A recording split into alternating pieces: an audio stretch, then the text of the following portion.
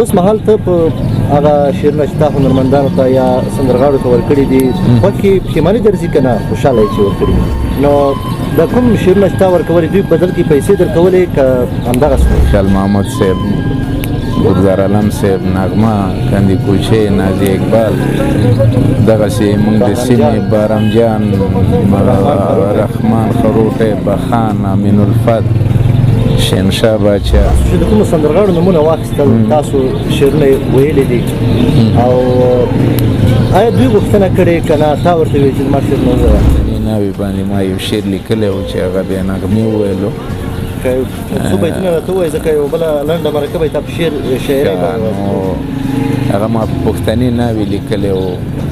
ولې دا زموږ مسافر وروڼه خو یو ملک یا بل ملک چې لاړ شي نو په کلونو کلونو ورک نو بیا چې راشي نو هغه وخت تېري، هغه پښتنه ناوې یا سرتوب یا سپین سرې وي یا نو په هغې ما لیکلې ده ویلې پرې بارانو مې راغوښتې نه راتللې جانانه اوس دې څه کوم ځواني مې ولاړه. او یو بل شعر نغمې ویلی دی چې ګل ګل مې ګڼلو خو ازغی وختو، خپل زړه مې ګڼلو خو پردی وختو، ما خو د سرو زرو قدر ورکړلو دی د بل په ګوتې کې غمی وختو. او یا خو مینې ټولې ارجایي شولې یا د مسلم یار زړه لیونی وختو. پښتني ټولنه کې زه ګیله په دې نه کوم چې د رحمان بابا قدر ونه شو نو زما به څه قدر وشي، د اجمل صاحب ونه شو، د لایق زمان لایق صاحب ونه شو، د سلیمان لایق صاحب ونه شو، د خوشحال خان بابا ونه شو، نو زما به څه وشي.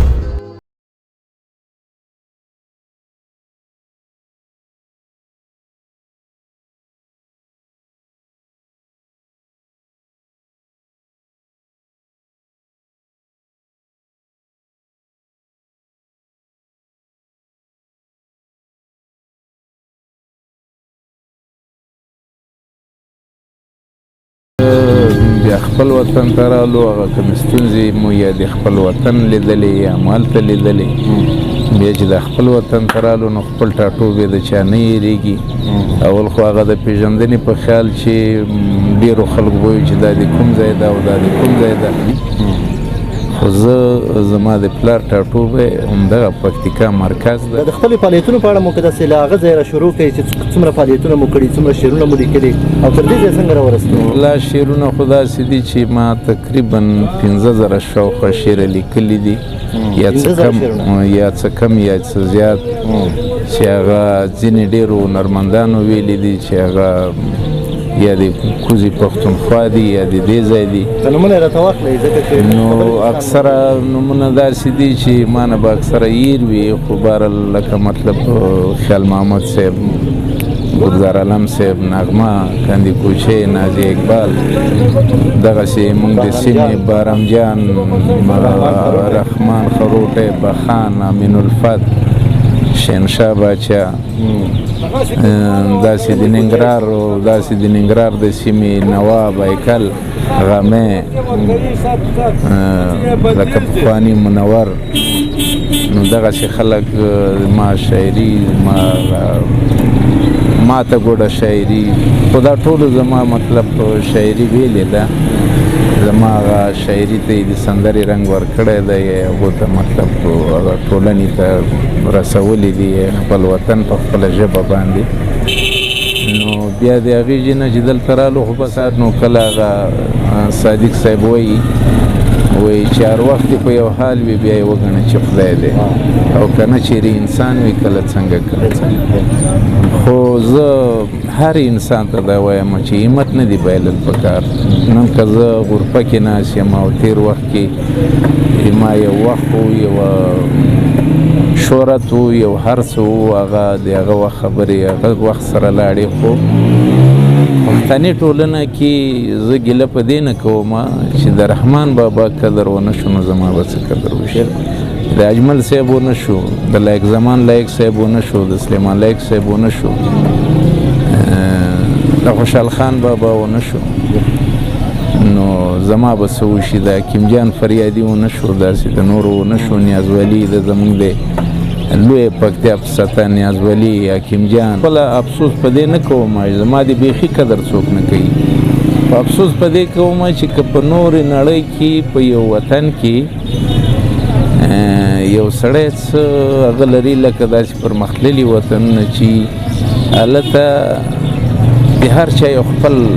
هنر او خپل هغه معلوم وي او د هغه قدر وي په خپل مقدار باندې قدر وي نو په دې هکله ما یو بیت هم جوړ کړی دی چې زه په داسې یو ټولنه کې ژوندون کوم چې شاعر او مطرب دواړه ورته یو دي پاکستان شروع کړی هلته مو حالت څنګه و کاروبار مو څه و کار مو څه و ولا هلته خو ما مطلب د شاعري سره سره د تفروشي دکانونه هم وو چې عمده وم په افغانستان پاکستان دوبۍ دا ټولو ته ما مالونه ورکول همدغه تفروشي وه کیسټو دکانونه مې وو چې یو په کویټه کې میزان چوک کې و او یو په کراچۍ لي مارکیټ کې و نو خو هغه مسلک سره ختم شو کوم چې د تفروشي وه یا کیسټ و هغه مشندري هغه هر څه سره ختم شو خبره راغله میموریانو ته یا مثال خبره سیډیانو ته راغله په هغې کې موږ دومره هغه نه لرو نو افغانستان ته چې راغلو په لومړیو کې څنګه حالات مو کوم کارونه مو وکړو له رسنیو سره ویل والله دلته زه خپله یو شپږ میاشتې مې په شمشاد تلویزیون کې مدیر وم چې کوم ځای کې بابرزی صاحب و هغه وظیفه یې ما ته راکړه هغه بیا لاړو یک تلویزیون ته نو زه په شمشاد کې مې شپږ میاشتې وظیفه وکړه بیا د هغې نه علاوه ما یو دوست و چې د هغه پروډکشن و چاره یې عبدالک باندې هغه پروډکشن کې اعلانات جوړېدل بیا د هغې مدیر وم نو بیا د هغې نه علاوه بس اخر دې ځای ته رالو چې دې مونږ خو ویلې چې یاره پاکستان کې به دغه رشوت او د هغه ډېر وي خو دلته مې ادارو کې هغه سړی صادقه چې یا نشي چلېدی یا به بل ته رشوت په جمهوریت په ټیم کې درته وایم چې یا به مو بل ته رشوت ورکولو او یا به مو د چا نه اخیستې هلته یې ایستلې بس څه کال یې دلې په خپلې پکتیکا کې مرکز کې مو نصیب شوی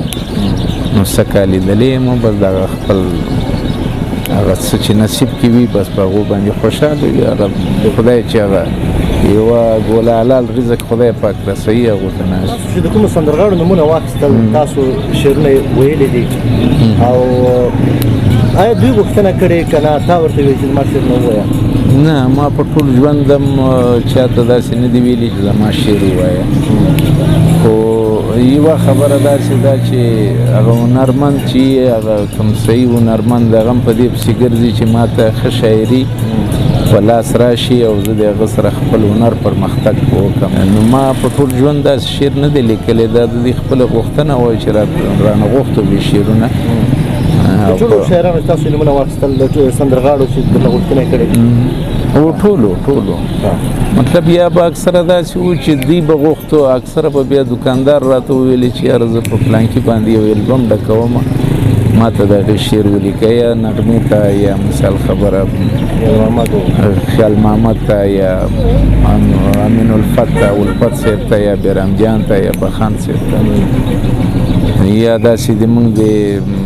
د پکتیکا مطلب رحمان خروټی محمد الله کټوازی نعمت الله ارګونی نو دا غوښتنه به اکثره د هنرمند وه او اکثره وخت کې به بیا د دوکاندار و کوم چې د پروډکشن مالک و چا به چې دغه تفروشي دوکانونه به وه راایستلو بیا داسې د کویټې شفیع اسار صاحب و سیف جان صاحب نو د کوم شعرونه چې تا ورکولې دوی بدل کې پیسې درکولې که همدغسې دی نه ما به خپله معاوضه ځینې اخیستله ما د یوه البم به ما د هنرمند نه 1000 روپۍ اخیستلې کلدارې چې هغه به ما ته دوکاندار راکولې یا به دوی کومه غوښتنه وکړه بیا به مې د دې نه وړې نو د دې به مې خپله معاوضه ترېنه اخیستله دغسې مې نه ورکول لسګونه سندرغاړو تاسو یادونه وکړه چې موږ شعرونه یې ویلي دي آیا په دوی کې داسې یو چا زنګ درته والی په مستقیم او یا غیر مستقیم ډول چې د تا پوښتنه وکړي چې اوس مسلمیان صاحب څه ډول حالت کې ده موږ مرسته ته اړتیا لري مرسته باید ورسره وکړو یا اقلا پوښتنه یې وکړو یاره داسې خو یو وارې خو شوي نه دي، بل زه ګیله په دې نه کومه چې هنرمند خو تر خپل حد او تر خپل وخت او تر خپل هغه مطلبه پورې وي. نو زه چې هغه پښتنه سیمه چې زما د شعر قدر ونه کړي نو زه هنرمند نه چا راته زنګ والی نه ورته ما زنګ والی، یا مو خپله زړه داسې راډک شي چې خدای پاکه په دنیا څال دی او زما په وطن څال دی. نو تاسو د کومو هنرمندانو ته شعرونه ورکړي یا ویلي د سندرو رنګ یې ورکړی، اوس مهال پښیماني درځي که نه خوشحاله یې؟ یاره په شعر خو پښیماني نه راځي، په لیکنې خو هنرمند ته مې چې ورکړې په هغه پښیماني راځي. په هغه په دې پښیماني راځي چې دغه یو مطلب ګناه یې ګڼې، هر څه یې ګڼې، ولې چې هغه سروز دی ناځواني یې ګڼې د دوی چې حتی پوښتنه دې نه کوي. سروز دی، د سروز سره ټیک ته موږ به هم یو ګناهګار د خدای یو، خو په دې پښیماني راځي چې کاش چې ما هغه وخت خپل شعرونه سندرغاړو ته یې نه وای ورکړي. سندرغاړو ته مې نه وای ورکړي او داسې د کتاب له رویه مې لیکلي وای او داسې د یو کتاب په حساب کې مې لیکلي وای،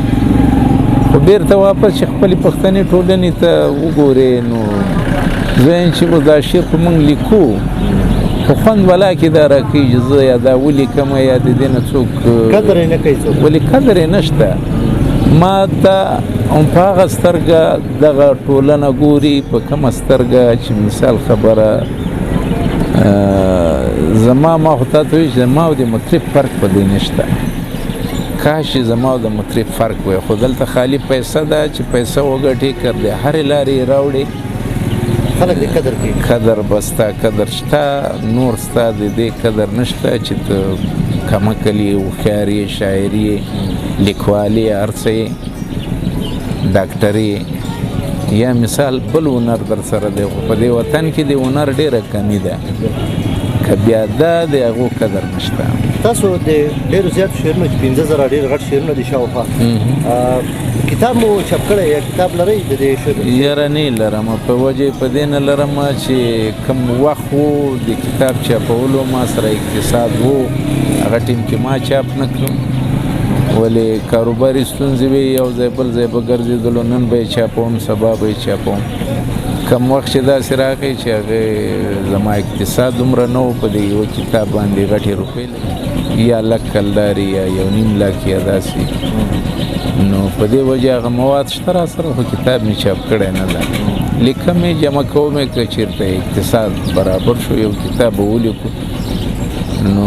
په ژوند خو قدر نشته که چېرته د مرګ نه بعد یې، ولې موږ په دې پښتنې ټولنه کې په ژوند د قدر نه کړي، خو چې کله مړ شي بیا د خامخا یو څوک د قدر په نظر درته ګوري. زیات یا د مینې وي یا د مسافري وي یا که د وطن د درد هم وي، خو داسې یو نه چې د چا په دې ټولنه کې د چا په خلاف وي، یا مثال خبره یا د چا کومې پالټۍ یا د کوم ګوند په حساب باندې ما یو شعر هم نه لیکلی دی، نه اوس لیکم نه بیا لیکم، بس هغه د وطن درد یا مطلب هغه د مسافري، یا لکه ما مخکې دغسې په دغه پښتني ټولنه یو پښتني ناوې باندې ما یو شعر لیکلی و چې هغه بیا نغمې وویلو. که څو بیتونه راته ووایې ځکه یو بله لنډه مرکبه یې تا په شاعرۍ هغه ما پښتني ناوې لیکلی و، ولې دا زموږ مسافر وروڼه خو یو ملک یا بل ملک چې لاړ شي نو په کلونو کلونو ورکي، نو بیا چې راشي نو هغه وخت تېري، هغه پښتنه ناوې یا سرتوب یا سپین سرې وي، نو په هغې ما لیکلې ده، ویلې پرې بارانو مې راغوښتې نه راتللې جانانه، اوس دې څه کوم ځواني مې ولاړه. او یو بل شعر نغمې ویلی دی چې ګل ګل مې ګڼلو خو ازغی وختو، خپل زړه مې ګڼلو خو پردی وختو، ما خو د سرو زرو قدر ورکړلو، دی د بل په ګوتې کې غمی وختو. او یا خو مینې ټولې ارجایي شولې یا د مسلمي زړه لیونی وخت د خیال محمد د څو خیال محمد ټپې دغه ته مې ټپې ورکړې وې نو د هغه شعر مې یو دوه درې شعرې نور ویلي هغه مې هلاکې په یاد دي نو داسې د کندې کوچۍ دغه شعر و چې څه په غم اخته وم څه د نور په غم اخته کړم و جانانه زه دې غمونو مېلمنه کړم هغه شعر د تا ده هغه د ما ده دغسې مثال سپین ټیکري پیڅې مې لرې نه ځلیږي چې په ما مینې خود به جړېږي دا نغمې مې ویلی دی او کندې کوچۍ مې ویلی دی امین الفت هم کوم شعر ورکړی و امین الفت هم داسې یو چاربیتې وې خو هغه اوس په یاد نه دي داسې ټپې مپې دي هغو د بخان د بیرام جان داسې داستانونه ویلي دي نو دغه نور شعرونه و چې مثال هغه نازیه اقبال هم وویلی کندې کوچۍ هم وویلی چې نارونې د لالي په کور زړه شي ناویه ستړې مه شي یعنې هغه د پښتني کلتور په حساب باندې چې کوم زمونږ او ستاسو او یو دغسې پیر محمد او کندې کوچۍ ویلې او ځوانانو وطنو کې خوشحالي ده نن بیا مو په خپل کلي کې خالي ده نو دغسې ډېر اوس هم شعرونه لیکئ خپله دوامدار یعنې اوس هم لیکئ شعرونه که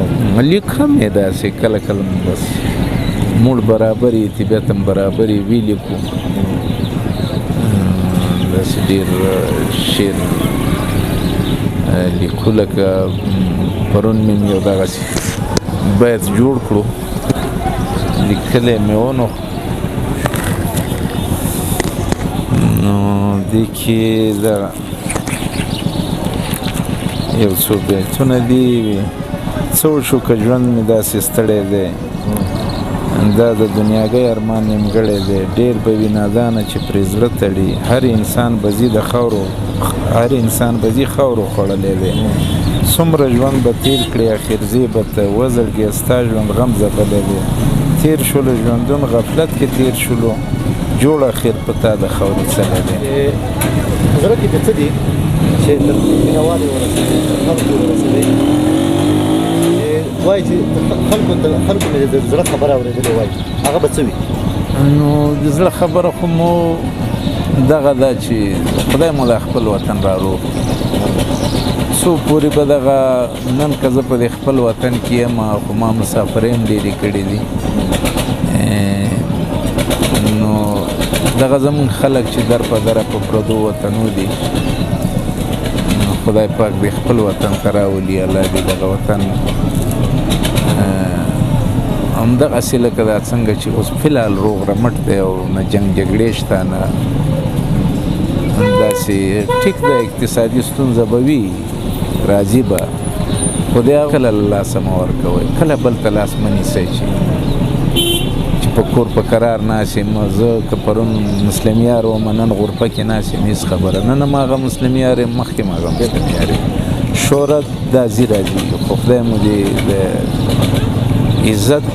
ژوند چې دی هغه که په غریبۍ کې که په هستۍ کې که په نیستۍ کې هغه په سر سترګو قبول دی ډېره زیاته مننه مسلم یار مننه ستا نه مننه چې موږ سره خپرونې ته راغلی وخت مو راکړ موږ تاسو شکرګزاره یو احسانمند دا و د عبدالمجید مسلم یار صاحب د خولې څخه لنډ داستان او کیسې چې تاسو واورېدې یقینا ډېرې د افسوس وړ او ډېرې دردونکې وې د هنرمند د شاعر او د ادیب په قدر وغږېده او د هغه په ارزښت وغږېده زموږ په ټولنه کې چې له بده مرغه موږ ورته نه لرو نو زموږ دغه مرکه په همدې ځای پای ته رسېږي د ده شعرونه به په یوه بله مرکه کې درته خپاره کړو او د ده له خولې څخه به یې واورو تر بیا یو بله خپرونې مو لوی العمل او ښه وختونه